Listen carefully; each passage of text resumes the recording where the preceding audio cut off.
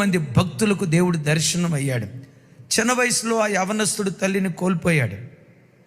మనశ్శాంతి లేదు. ఎన్ని చేసినా తన హృదయంలో నెమ్మది కలగట్లేదు. ఒకానొక రోజు తన మనసులో అనుకుంటున్నాడు, దేవుడు అనేవాడు నిజంగా ఉన్నాడా? సిక్కులను అడిగితే మా దేవుడు దేవుడు అంటున్నారు, ముస్లిమ్స్ని అడిగితే మా దేవుడు దేవుడు అంటున్నారు, ఇంకొక మతస్థులను అడిగితే మా దేవుడు దేవుడు అంటున్నారు, బుద్ధులను అడిగితే బుద్ధుడే దేవుడు అంటున్నారు, జైనులను అడిగితే మా దేవుడే దేవుడు అంటున్నారు, ఇక క్రిస్టియన్స్ని అడిగామా యేసు ప్రభువే దేవుడు, ఇంకో దేవుడు లేడు అంటున్నారు. అట్లా కాదు. అసలు దేవుడు అనేవుడు ఉంటే నాకు కనపడాలి. 3 రోజులు ప్రార్థన చేస్తా. ఈ 3 రోజుల్లో దేవుడు కనపడ్డా నేను బ్రతుకుతా. ఏ దేవుడు నాకు కనపడలేదనుకో, 3 రోజులు అయిన తర్వాత జలంధర్ రైల్వే స్టేషన్, పంజాబ్ రాష్ట్రంలో ఉన్న జలంధర్ రైల్వే స్టేషన్కి వెళ్ళి ట్రాక్ మీద తలకాయ పెట్టి ఆత్మహత్య చేసుకుని చచ్చిపోతా. తల్లి లేదు, ఆ ప్రేమ నాకు ఇంట్లో దొరకట్లా.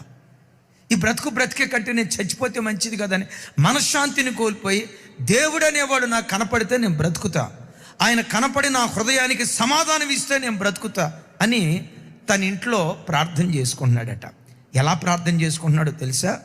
దేవుడా, నువ్వు అనేవాడు ఉన్నావు అని అందరూ అంటున్నారు, నేను కూడా కొంత నమ్ముతున్నా. నీ పేరేంటో తెలియదు, అసలు నీవెవరివో, నీ పేరేంటో, నీ పేరు చొప్పు నువ్వు బయలుపరుచుకో. మొదటి రోజు ఏడ్చాడు, ఏ దేవుడు కనపడలా. 2వ రోజు ఏడ్చాడు, ఏ దేవుడు కనపడలా. 3వ రోజు ఏడ్చాడు, ఏ దేవుడు కనపడలా. ఇక 3వ రోజు మధ్యరాత్రి అవుతుంటుండగా తెల్లారిందా, జలంధర్ రైల్వే స్టేషన్కి వెళ్ళి ఆత్మహత్య చేసుకొని చచ్చిపోవాలి డిసైడ్ అయిపోయాడు. 12 అవుతుంది, 1 గంట అవుతుంది. తన మరణ గడియ సమీపించే కొద్దీ గడగడ వణుకుతూ, దేవా నీవనేవాడి ఉంటే నాకు కనపడయ్యా. నేను కూటి కోసం గుడ్డి కోసం అడగట్లేదయ్యా, నాకేదో భౌతికంగా ఆస్తిపాస్తులు ఇవ్వమని నిన్ను అడగట్లేదయ్యా. మనశ్శాంతి లేదు.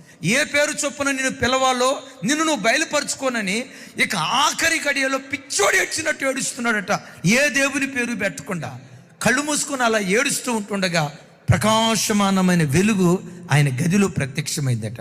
ఆ ప్రకాశమానమైన వెలుగులో నుండి సిలువ, ఆ సిలువ మ్రాను మీద యేసుక్రీస్తు వారు ప్రత్యక్షమై, సాధు సుందర్ సింగ్, నువ్వు వెతుకుతున్నటువంటి జీవం కలిగిన దేవుడను నేనే. అయ్యా, నువ్వు మాలామాదిగోళ్ళ దేవుడు అంటారు కదా, తెల్లోళ్ళ దేవుడు అంటారు కదా, అమెరికా దేశపు దేవుడు అంటారు కదా, నువ్వు మా దేవుడు కాదు కదయ్యా, నువ్వు ఎవరి దేవుడివి? అప్పుడు యేసుక్రీస్తు అన్నారనట. యేసుక్రీస్తు అందరికీ